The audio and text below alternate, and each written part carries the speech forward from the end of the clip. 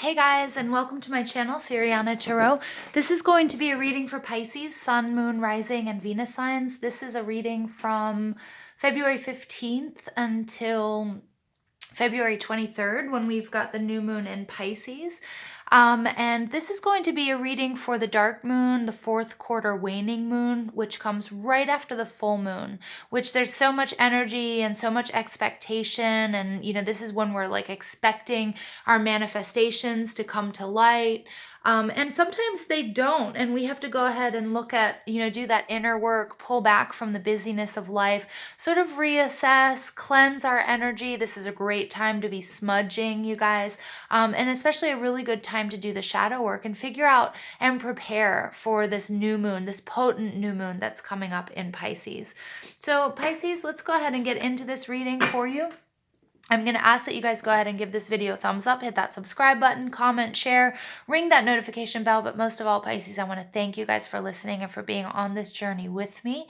All right, so without further ado, Pisces, Sun, Moon, Rising, and Venus signs, what messages, spirit, angels, ancestors, loved ones who have passed, and spirit guides do you have for Pisces, Sun, Moon, Rising, and Venus signs? What messages do you have for Pisces, Sun, Moon, Rising, and Venus signs? Messages for Pisces, Sun, Moon, Rising, and Venus signs.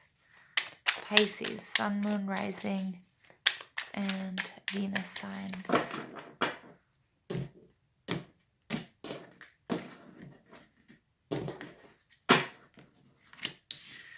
All right, you guys are intuition.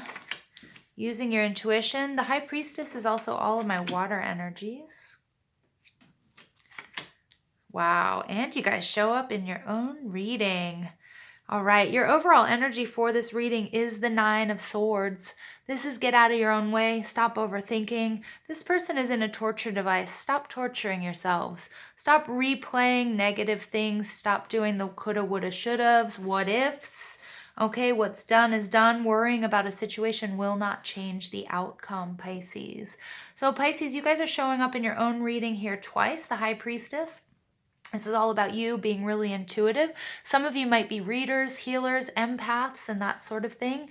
And I see you guys really, really focused on your intuition. Some of you guys might also be, working on mediumship as well, is what I'm getting.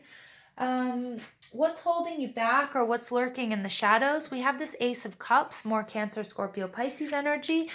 This Ace of Cups in the reverse is you needing to fill your cup. There's something that has you feeling drained. A relationship, a job, a thought process, something has you feeling really drained. Your resources, time, energy, and love has all flown out.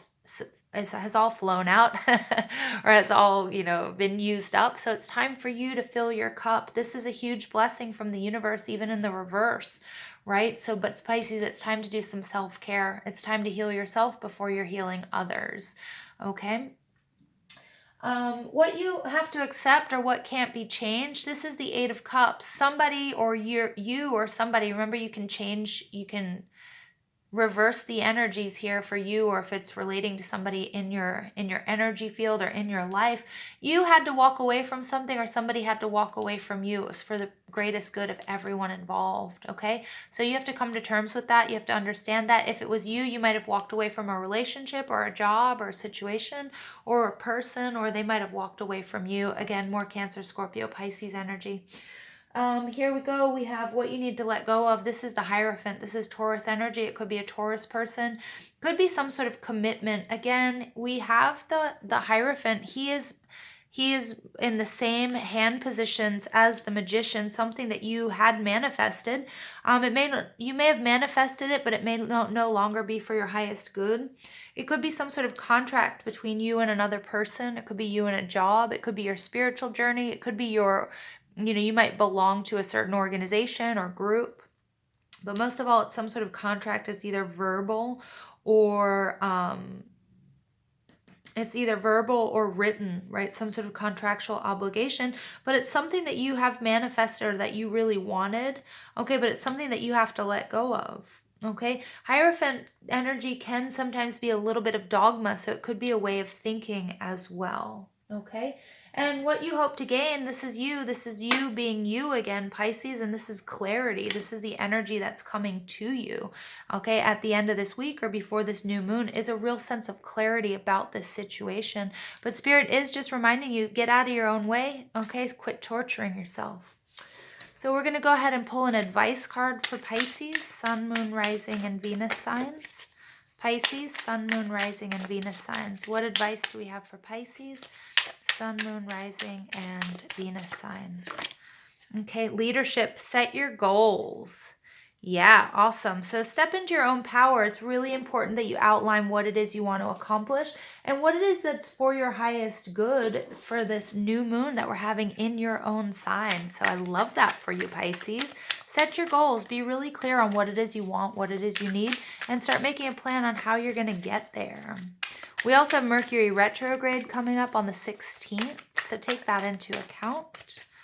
So I'm going to pull these archetype cards. They have shadow and light attributes. See how they pertain to you or maybe somebody in your surroundings or your situation. I don't use these cards a lot because they can kind of trigger, trigger some really important emotions and things we might have to look at, which are perfect for this dark moon period. All right, so here we go. We've got Liberator and Pisces, Sun, Moon, Rising, and Venus signs. There you go. And Alchemist. Wow, I like that because we see that Alchemist coming out here in the Hierophant card, reflecting that Magician card. So the Liberator, the light attributes, freeing yourself and others from outmoded beliefs, releasing negative thought patterns. Okay, again, Nine of Swords, releasing negative thought patterns. The shadow attributes, imposing your own tyranny over those you claim to liberate, ignoring legitimate constraints. All right, interesting. I feel like that next to the Hierophant card, there's something that was getting too dogmatic. It could be you, but it could be that you were in a situation that was really sort of, that was imposing its own sort of views over you, and it's sort of a need to let that go. Here we have Alchemist, the light attribute, transformation of base motives and goals into golden wisdom. So again, we have the importance of setting your own goals. All right, you guys have to be the alchemist here. You guys walked away from someone or something, or someone walked away from you. It's really important that you do self-love, self-care. You fill your cup up again before we have that new moon, okay? Because you have to transform your base motives after this person or you walked away from this situation. All right, and you have to turn your goals into golden wisdom. And look at that. Let's talk about golden wisdom. Don't we see that here in that card? I love the synchronicity there. The shadow attribute is misuse of power and knowledge that come through spiritual practice. Yep. Again, I'm really seeing that and connecting that to the Hierophant card. Yep. So how that resonates with you, let me know in the comment section below. But it could be that you feel like, you're part of an organization. It could be your job, but it might have to do with spiritual practice. You might be following a charismatic leader. Okay. It's also telling me don't give too much power to tarot readers, right? Some of you might be consulting too many readings, might be giving too much power to, to divination, right? Remember, we do have free will, and it's really important that we use it, you guys. All right, I'm going to pull a few additional messages for Pisces, Sun, Moon, Rising, and Venus signs for the shadow period, dark moon period. Pisces, Sun, Moon, Rising, and Venus signs. Starfish spirit, open to infinite possibility. Yeah, so I feel like you realize whatever you walked away from or whoever walked away from you, you realize that it's opened you up to infinite possibilities. And then you have dove spirit, be peace. Yeah, really nice. Yep, so finding peace. All right, finding peace that comes with this clarity with the moon. Okay, there's a lot of spirituality, Pisces. I'm definitely talking to somebody who's a healer, an empath, a fellow reader. Final message for Pisces, Sun, Moon, Rising, and Venus signs. Spirituality, duh, of course. I can't believe I just said duh. But yeah, I mean, this, of course, it's coming out. Your spiritual journey here. This is you paying attention to the downloads, the synchronicities, the signs, using your intuition, divination. But there is a little bit of a warning. Don't give too much power to other people, to other readers, to what everybody else is saying. Trust your intuition. Remember, you're on a spiritual journey here. It's important that you set your goals. All right, it's important, this transformation of base motives and goals into golden wisdom. Yeah, that's really important. You have to be the spiritual alchemist here, okay? Make sure that you find peace, make sure that you fill up that cup. Make sure that you also realize that whoever walked away from you or whatever you walked away from, this has opened you up to infinite possibilities, and you're going to get a lot of clarity here. You might be dealing with a Cancer, Pisces, or Scorpio person as well. It could be somebody that you are, that you're asking about here.